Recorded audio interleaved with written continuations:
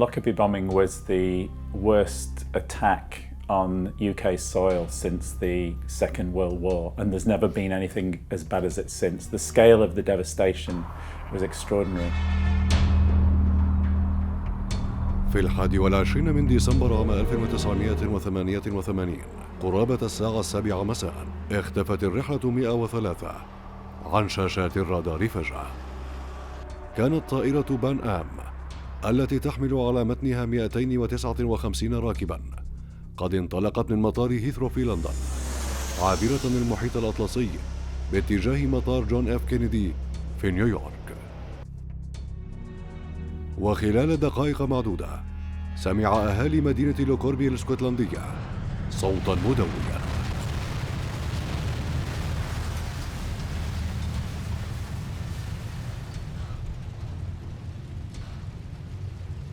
وفي أجزاء من الثانية قتل جميع ركاب الطائرة بالإضافة إلى 11 شخصاً من سكان لوكربي ليرتفع عدد ضحايا الانفجار إلى 270 قتيلاً ويتشكل تاريخ جديد لمدينة لوكربي ويمر أكثر من 30 عاماً من الاتهامات والمحاكمات والإدانات بحثاً عن العدالة. Sitting with other journalists in a Lockerbie pub trying to decide whether it was acceptable to talk about the passengers having been vaporized by the explosion.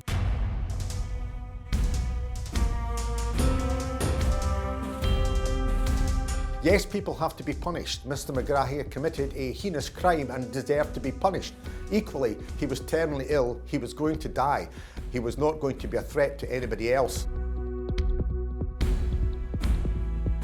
Margaret Thatcher herself was saying that the Lockerbie bombing was not the work of Libya. مباشرة أمريكا وجهت التهمة إلى إيران، ثم بعد ذلك وجهت التهمة إلى بعض المنظمات الفلسطينية المتشددة، وانتهى الأمر عند هذا الحد. لذلك كانت مفاجأة. It was the PFLP, it was Iran, it was Libya, it was others who were all involved, and equally in the investigation after, the British were working with the Americans, were working with Mossad, were working with the Germans. This was a global situation. It just happened to destroy a small Scottish town. Driving north from England and seeing what I took to be pockets of snow in the fields. And I thought that's strange. But on closer examination, it wasn't snow, it was fragments of the fuselage of the Pan Am jet that had been destroyed. Our cottage is about half a mile in that direction, so I can see the church and the point where it crashed from my bedroom window. The cockpit of the plane carried on up the valley and crashed in this field on our left, about 30 yards from the church.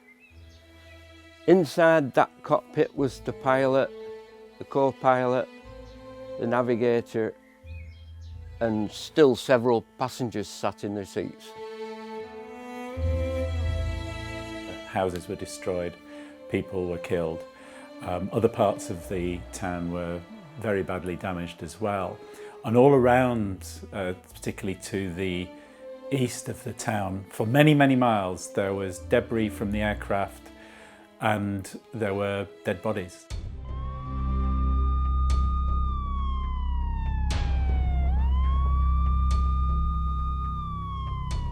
There was people hanging in trees and in the fields. Parts of the seats, they still sat in seats. Some parts of the seats landed with people still sat in the seats, and it was horrific. And the wreckage was split over hundreds of square miles. They had the army and the police out searching for months, collecting as much as they could.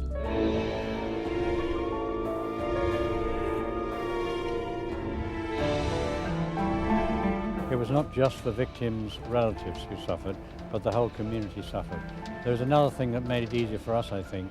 Speaking for myself, I know exactly where my daughter's body fell, and therefore I know that the grisly descriptions we had this morning were not of her body.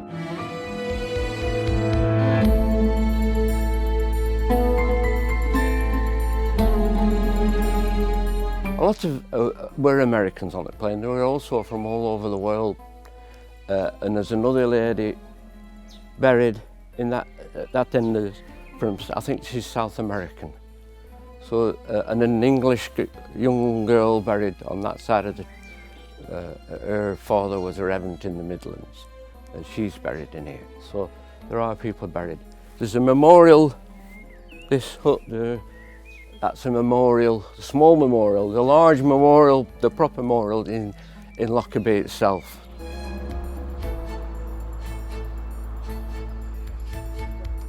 When it was finally announced that the plane had been brought down by a bomb, and how they had put together the fragments of a suitcase. And in those days you didn't have mobile phones. So I remember walking the streets of Lockerbie trying to find a public telephone. I couldn't. I had to knock on the door of somebody's house to ask them if I could use a telephone to send my report back to the Guardian. عام 1991 اتهمت الولايات المتحدة الأمريكية وبريطانيا الضابطين الليبيين عبد الباسط المقرحي والأمين خليفة فحيمة بالتورط في تفجير الطائرة، وأصدر مجلس الأمن الدولي القرار رقم 748 الذي يطالب فيه ليبيا بتسليم المشتبه بهم. ونتيجة لرفض ليبيا تسليم المشتبه بهم، أوقفت الأمم المتحدة جميع روابط النقل الجوي مع ليبيا، وحظرت بيع الأسلحة والطائرات لها. كما وقع الرئيس كلينتون عام 1996 تشريعاً يفرض عقوبات اقتصادية قاسية على الشركات التي تقوم باستثمارات مستقبلية في مشاريع بترولية إيرانية وليبية، وطالب بفرض عقوبات نفطية عالمية على ليبيا. العالم كله غير مقتنع من البداية بشرعية هذه القرارات، ومعروف أن أمريكا وبريطانيا فرضتا هذه القرارات على مجلس الأمن. المتهمان هما محمد الأمين فحيمة وعبد الباسط المقرحي. حسب المعلومات التي اطلعت عليها عندما انتشر الخبر في الشرق الأوسط وفي صحيفة الحياة، هما ضابطان يتبعان المخابرات الليبية، يعملان في مكاتب الخطوط الجوية الليبية تقريبا في مالطا أو في السفارة الليبية، يرتبطان بالمؤسسات الليبية في مالطا. وحسب الأدلة التي اطلعنا عليها فيما بعد والتي استندت إليها المحكمة أن هناك متجر في مالطا ويبيع ملابس، وهذه الملابس وجدت في حقيبة شركة سويسرية قالت أنها تبيع مادة التفجير ستيمكس تقريبا اسمها، تبيعها إلى ليبيا، وأن عملاء ليبيون هم الذين يشترونها.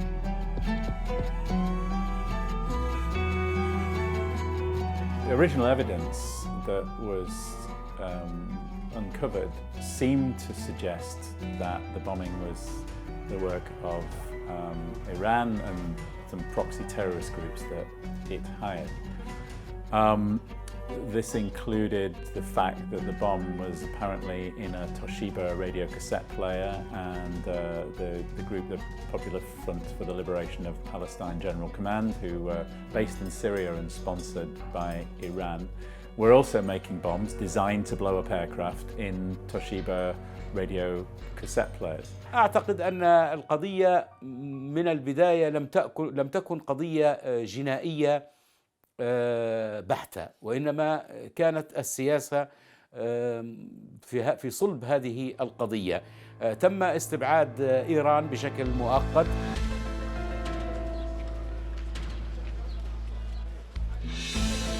Then the investigation shifted towards Libya, There was evidence from Libya, there was evidence of clothes from Libya that were packed around the bomb in the suitcase that contained the bomb.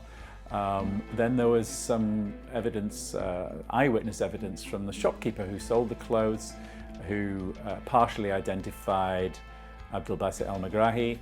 And then there was some forensic evidence as well, which a fragment of circuit board which was supposedly from the bomb's timer, and that circuit board was traced to a timer which was supposedly sent to Libya. The more I looked at the case, the more it seemed to me that the official version that we were being told, that the bombing was committed by 2 Libyan alleged agents, was simply not true. The evidence against them, when you look at it in detail, all falls apart. The West, and in particular the Scottish prosecutors, had started with a long list of people, including no doubt Colonel Qaddafi, Musa Kusa, al-Sanusi, and others who probably, I think almost certainly, were more complicit than certainly Mr. Fima, who was acquitted, or indeed al-Megrahi, who was convicted.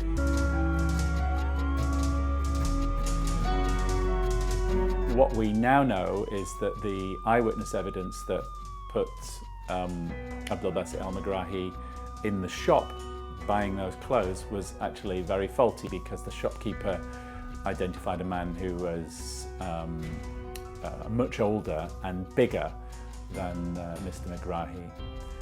The forensic evidence is equally fragile because what we discovered after his conviction was that the fragment of circuit board that was supposedly from these timers was of a different type of manufacture. The metallic evidence from the fragment was contradicted the evidence of the timers that were sold to Libya. It was of a different type.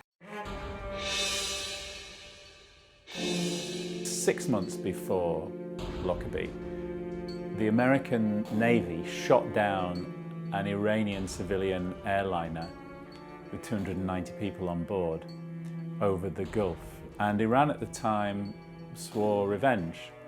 So a more likely explanation for Lockerbie was that this was commissioned by Iran, that they commissioned terrorists to carry out a revenge attack. To me and many other people, that is a much more credible explanation of the motive for the bombing. Coming together in one terrible reality. That is the story of the Lockerbie disaster, of how death and destruction in the sky brought death and devastation on the ground below. But if a bomb had been planted in the front luggage hold, it would have caused an explosion which would have split the plane in 2, separating the cockpit from the main part of the fuselage, as happened in this case.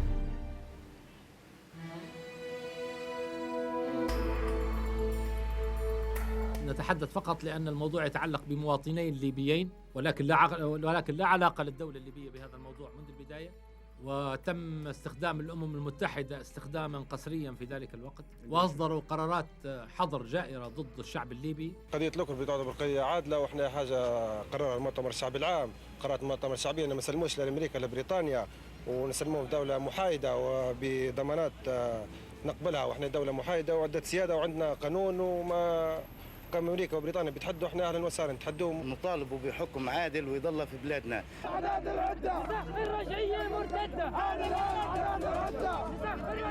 القذافي في كل خطبه كان يهاجم أمريكا، وبالتالي استقبل الليبيون الخبر كشيء معتاد، كتطور معتاد وفصل من فصول الصراع الذي كان بين القذافي وأمريكا. بالنسبة لبريطانيا ساءت العلاقات معها، أعتقد في عام 1984 في نفس الفترة، عندما كانت هناك مظاهرة للمعارضة الليبية في لندن أمام السفارة البريطانية، وتم إطلاق النار من داخل السفارة، وقتلت شرطية بهذا الرصاص الذي انطلق من داخل السفارة، وهي قضية معقدة وقضية طويلة ربما. بعد سنوات من الجدل المحتدم، وافق محامي المتهمين الليبيين على مثولهما أمام المحكمة بشرط أن تقام على أرض حيادية هي أرض هولندا وبموجب القانون الاسكتلندي. وجرت المحاكمة الأولى في كامب زايست عام 1999، حيث وجهت إلى المقرحي وفحيمة تهم التفجير وقتل 270 شخصاً. أنا أول ما شفت بابا في المحاكمة حسيت بالحزن والأسى، لكن إن شاء الله الحق يطلع، وإن شاء الله إن شاء الله المحاكمة تكون عادلة، وإن شاء الله بابا يطلع بريء واثقة من براءته. بابا تثبت براءته إن شاء الله. تهمة باطلة موجهة لشركة والمحاكمة جو المحاكمة كويس، وإحنا مش عاطين شك في الاسكتلندية. Margaret Thatcher was the British Prime Minister at the time, and she had a very close relationship with the government of Ronald Reagan and his successor, George Bush. She was aware of all these sensitivities and knew that if they went after the original suspects, that could cause a lot of problems for the American government. And she, I'm pretty sure, didn't want that to happen. It is even worse in daylight than it looked on television at night. Now you can see the full enormity of the damage and the extent of it, and the way in which there's pieces of aircraft and twisted metal scattered over a wide area, and the number of houses that are damaged. With all the political background to this, the question of who might want to blame or otherwise Iran, the question of who might wish to say that Syria was innocent when they wanted to fight the Gulf War, the question of American perceptions of Libyan guilt of almost everything that happened in the terrorist field. It's very hard to see where the truth lies. It would be fair to say that the Lockerbie bombing did not occur in a vacuum. It just didn't come left field out of nowhere. There had been action and reaction by the Western world against the Islamic world, whether against Libya in particular, because Colonel Qaddafi's family and his compound had been bombed, but it had been ongoing for some time. They were caught by German police in Dortmund, I think it was, in October, a few months after the USS Vincennes had downed the Iranian airliner, and a few months before the Lockerbie bombing.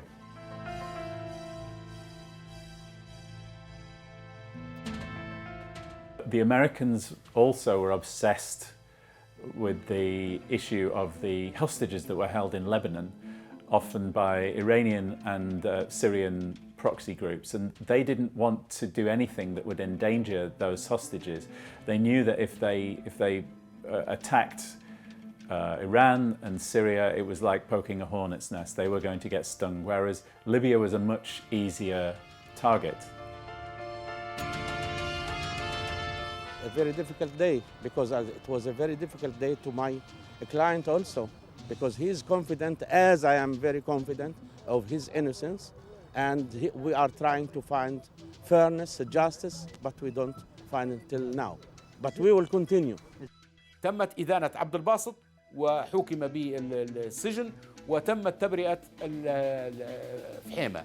عندما عاد فحيمة إلى ليبيا، أتذكر ذلك المشهد، كان القذافي في استقباله وعانقه طويلا، وتحدث القذافي آنذاك وقال كانت المحكمة تقريبا أو الحكم صدر يوم 3 أو يوم 4، المهم أتذكر أنه قال يوم الاثنين سأقدم أدلة تجعل القاضي ينتحر أو يستقيل، أو يعني أخذ رد فعل قوي محاولا امتصاص الصدمة والتأكيد على تبرئة ليبيا من هذه التهمة.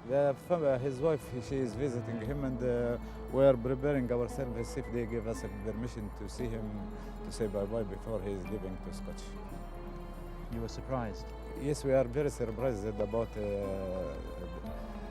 this action, really. Because we are,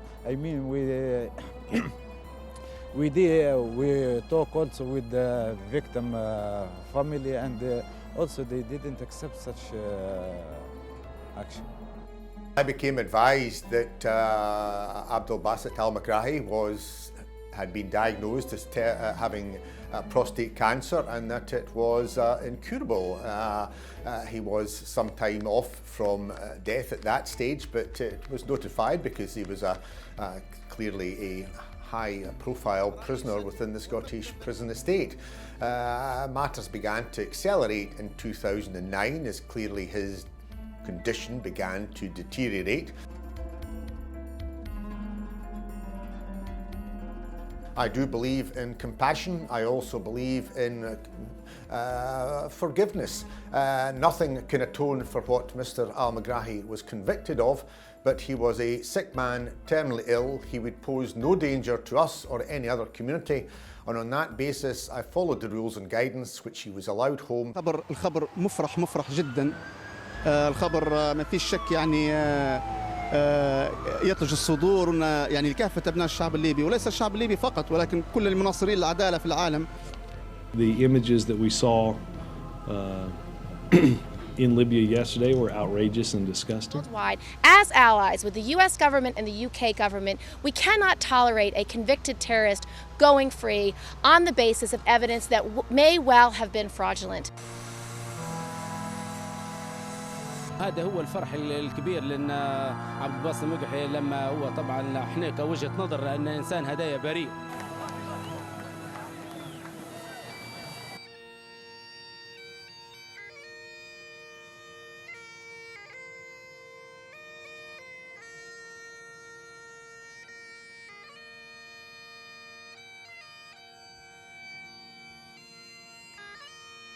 Scotland received nothing from this, but it would be fair to say that there was considerable political intrigue, all of which Scotland was oblivious to because the negotiations and machinations between the US and UK governments with Libya were ongoing.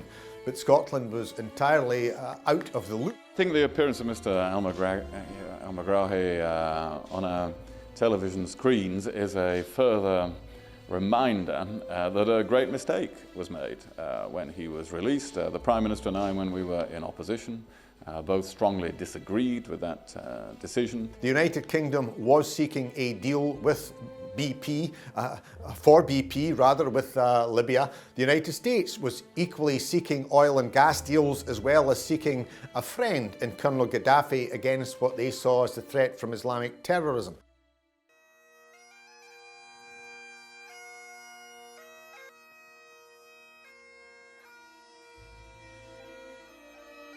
They want to forget, but they can't forget because you can't erase history. It happened, and they still receive visitors in the town from you know, those people that still say some of the widows and relations still come visiting. There's a longer lasting effect, I believe, of this case on the Scottish criminal justice system. This case is a major stain on that system because not only was the wrong person convicted, but also the prosecuting authority withheld a lot of evidence that could have resulted in the acquittal of Abdel Basset al-Meqrahi. What the court heard, the evidence that the court heard, was only a fraction, really, of the full evidence gathered.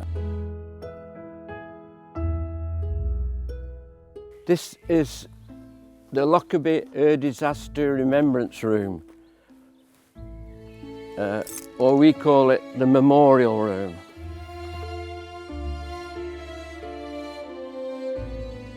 And these are memorial books, and in these books you can read all about the passengers that were killed on the plane. And then there's a visitor's book in this corner, and people come from all over the world to visit this place, and they fill this book in. You can see how many people have been here over time. This is a Christmas tree that was made by the local children's, the 3 schools around here. All the children built this Christmas tree, so we've kept it going. And on the tree, on this Christmas tree, is a star for every person that was on the plane. So we've kept it in situ for people to find, and people have found their loved ones on the star.